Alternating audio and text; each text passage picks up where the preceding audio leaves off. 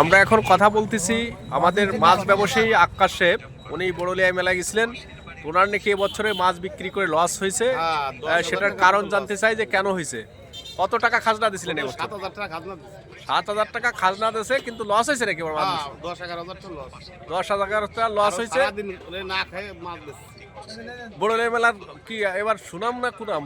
আর good মানে মাছ খাজনা এত বেশি, মানুষ গত বছর আর মেলায় আসবেন না। আগামী বছর আগামী বছর আপনার নামটা বলেন। কুখ্যাত আক্কাস, ডাকাত আক্কাস, তারা একভাবে চেনে। 800 গ্রামের লোক, মেলাটাই শেষ করছি 800 গ্রামের আক্কাস গত বছর সবাই আমাদের জানে। না, আক্কাস মিয়া উনি একজন পুরনো ব্যবসায়ী। আসলে সে তাকে অনেকেই চেনে, কিন্তু আসলে খুব দুঃখজনক খবর যে তার কাছ থেকে প্রচুর খাজনা নেওয়ার কারণে সে আগামী বছর আর বড়লিয়া মেলায় যাবে না। অভিমানের শেয়ার মেলায় যাবে না।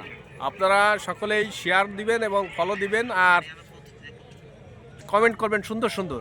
আক্কাস মিয়ার কাছ থেকে মাছ কিনবেন মোহাম্মদপুর বাজারে নাকি? হ্যাঁ, নদীর মাছ আছে। কেজিতে 800 গ্রাম। এই শালা